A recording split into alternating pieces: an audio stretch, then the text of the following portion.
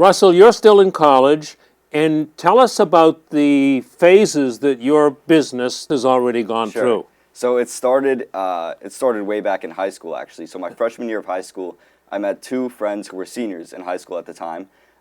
We used to be skateboarders, so we'd be at the skate park all the time doing tricks on the rails and stuff. And what ended up happening is the little bolts that hold together the truck and the actual deck of the board itself, they kept breaking on us. So what I thought was, hey, why don't I start my own skateboard hardware company and start producing my own bolts and selling them?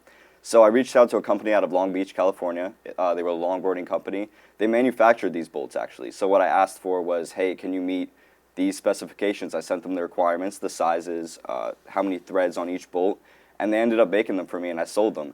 I got into my first skate shop. I got into a few skate shops through that. And then I realized that it kind of wasn't a market I was ready to get involved in, the hardware market and the skateboard market as a whole. It was just way too big. There was companies, way too big, and I just didn't have what it took, the capital required to get into that, and I was losing interest in skateboarding as a whole slowly. So Where did it go? So then what? so then I diverted into, I kind of converted the passion into clothing.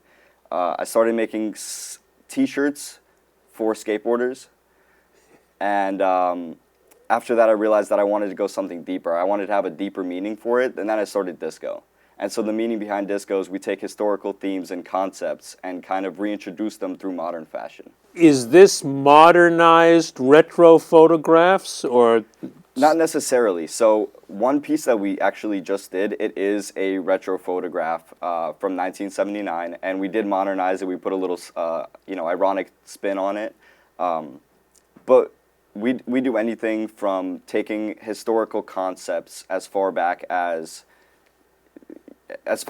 it goes. That's the beauty of being able to work with history, is that there's so much art involved, and it's so rich in art and so rich in different historical concepts and themes and ideas that it's just very easy to use these themes and ideas to create inspiration for new modern fashion. So you have already evolved this business from something very specific in terms of hardware to the fashion industry. Yes. And athletics. What else comes in under skateboarding, athletics, fitness, fashion? What else? So I kind of left the whole skateboarding thing. We're kind of away. We still have a lot of the customers, a lot of our Instagram following base is still skateboarders, just because we've retained the following and everything. But I've actually left skateboarding, and I'm looking to get more involved into higher end or more modern streetwear fashion. And how do you do that? How's it going? How are you doing that?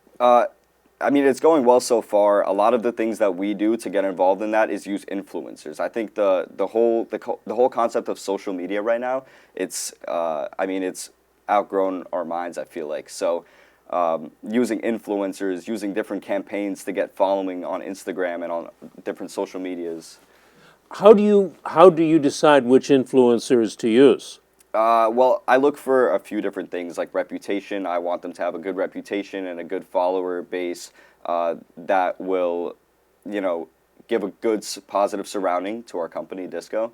I want them to be able to, promote the product in a way that they're passionate about it, they get something out of it, and in the end, I want them to be happy, and as well as their following base. Now, it's customary to pay influencers. Always, sometimes, what?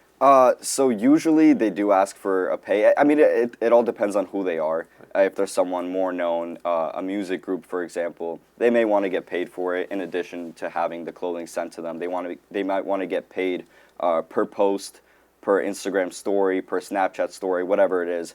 But I feel like I've made good connections in the past, and I feel like I haven't had to pay as much as I thought I would have to.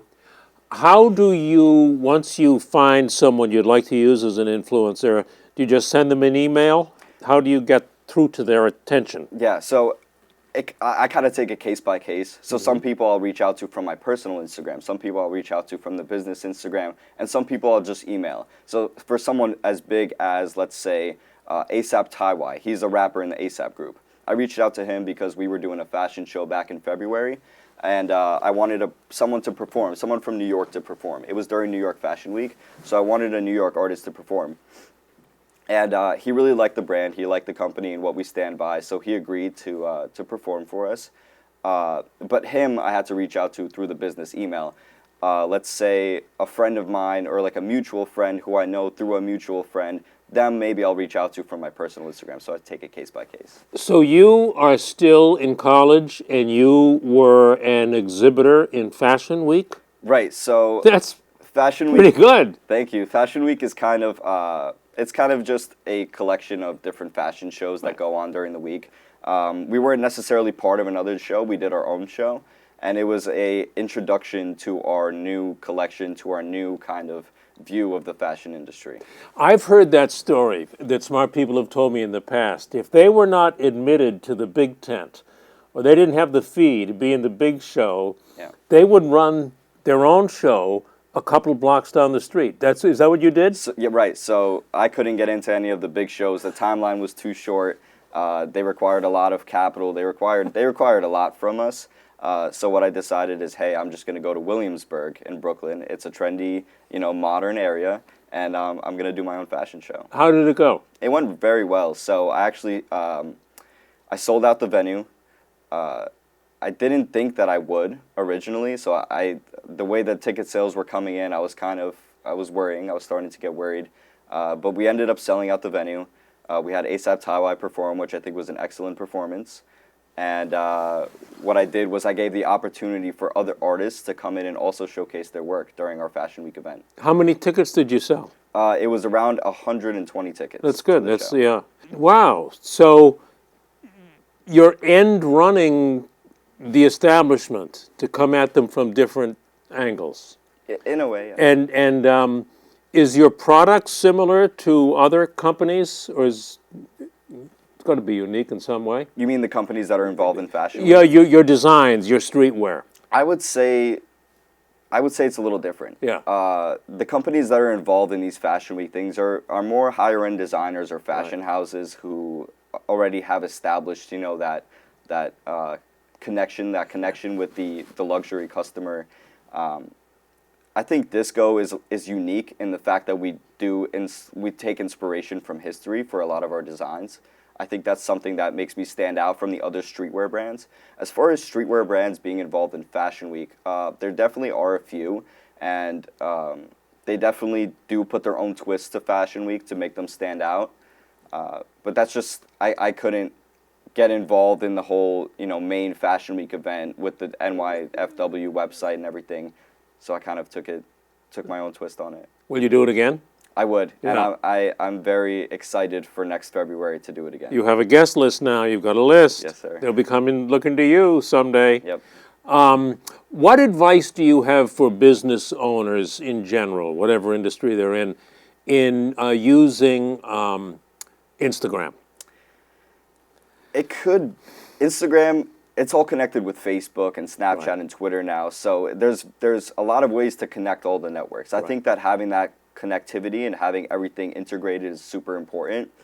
Just because, you don't necessarily want someone seeing just your Instagram and then seeing your Twitter and they're not side by side, they're not together, which is a problem that I'm currently facing right now. But I think that it's not a waste of time to actually learn about the Facebook and the Instagram community. I think it's super important, especially right now, to learn all the tools and analytics that go into it.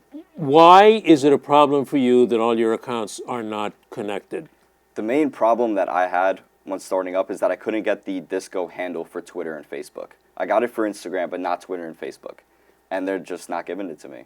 Is disco the 70s or 80s sense of disco as retro fashion, or do the K's mean something else? So when I started it, I was kind of looking for a name that was unique and gave off, or kind of gave a hint to the meaning Right. of the brand.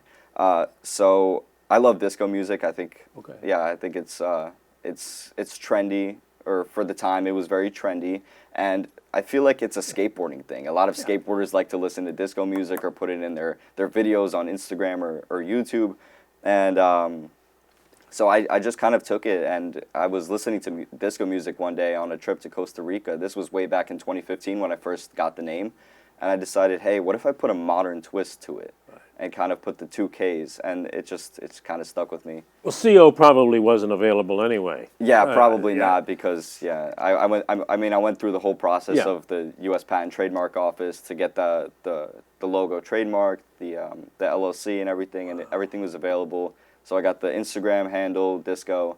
I got disco.com, so I locked everything in right away just so I could lock in the name, get everything set.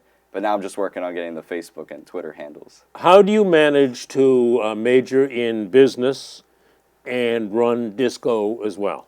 So I'm a finance major. Finance. Right. And, a lot of people are kind of intrigued by that. They're like, why finance? Why not marketing or advertising? Something that you could apply to, growing the company, like learning what you take in marketing.